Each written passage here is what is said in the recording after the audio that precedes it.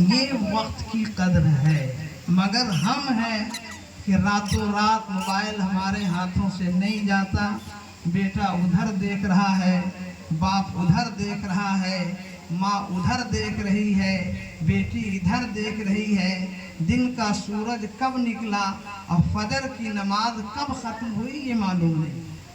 تو کیا اب دوسری قیامت کا ہمیں انتظار کرنا ہے؟ نہیں کرنا ہے۔ تو اب جب آقا صلی اللہ علیہ وسلم نے یہ ارشاد فرمایا تو عرض کیا یا رسول اللہ ہمارے پاس ایک ہی روشنی کا انتظام ہے اور دوسرے کے ہاتھ میں صرف لاٹھی ہے۔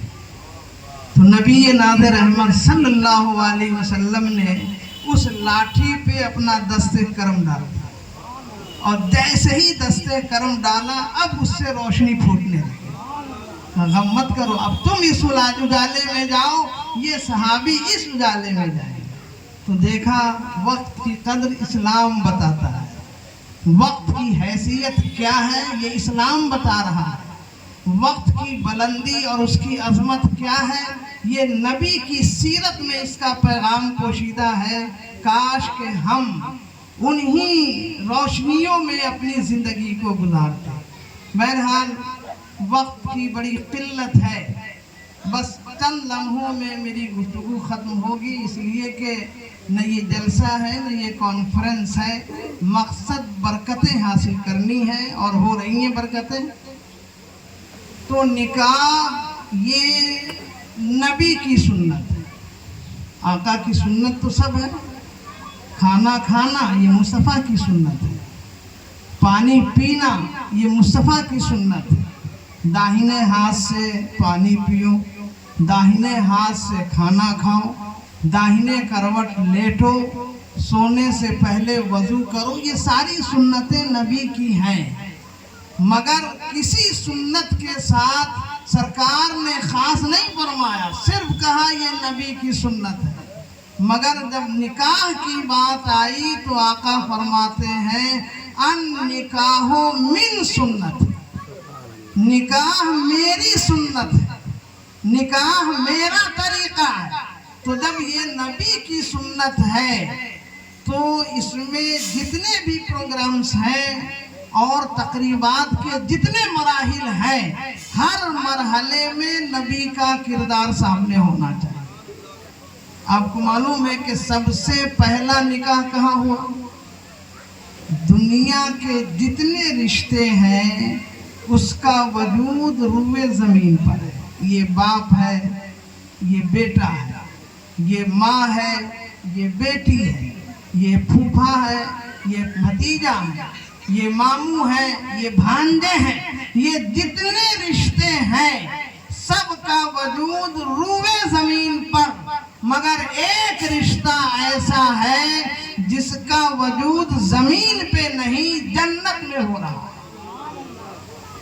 اور وہ رشتہ شوہر اور بیوی کا رشتہ ہے۔ سب سے پہلا نکاح حضرت آدم علیہ السلام کا حضرت حوا علیہ السلام سے ہوا، اور کہاں ہوا؟ جنت میں ہوا۔ نکاح پڑھانے والے کون؟ حضرت جبریل امین۔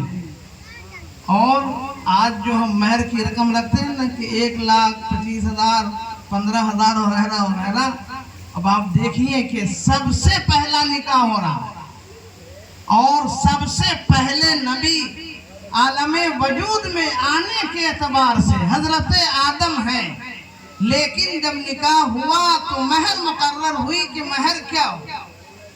تو مہر میں رقم مقرر نہیں ہوئی۔ رب فرماتا ہے آدم تمہاری مہر یہ ہے کہ میرے نبی آخر الزماں پہ 10 مرتبہ درود بھیج دے۔ امام الانبیاء پہ درود بھیجنا، رسول گرامی وقار صلی اللہ علیہ وسلم پر حضرت آدم علیہ السلام نے 10 مرتبہ درود بھیجا، پھر ان کے مہر کی رقم ادا ہو۔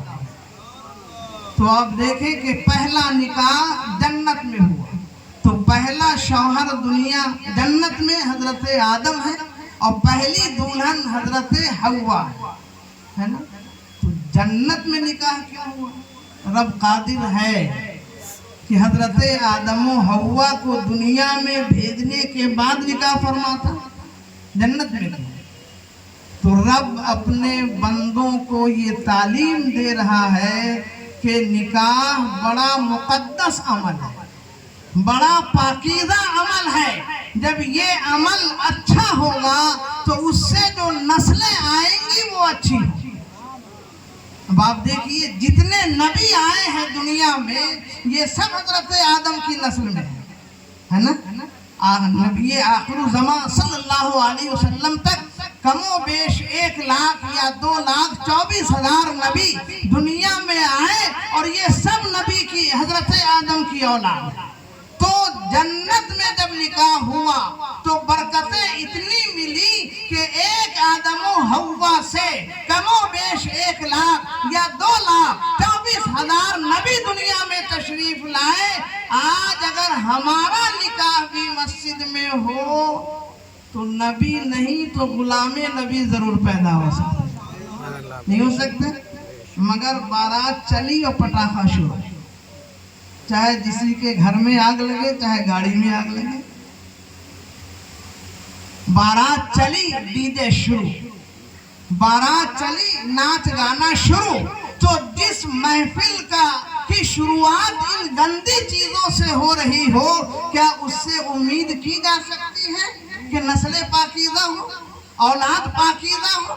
आज जो नस्लें आवारा हैं, आज जो ख्यालात आवारा हैं, आज जो ज़हने आवारा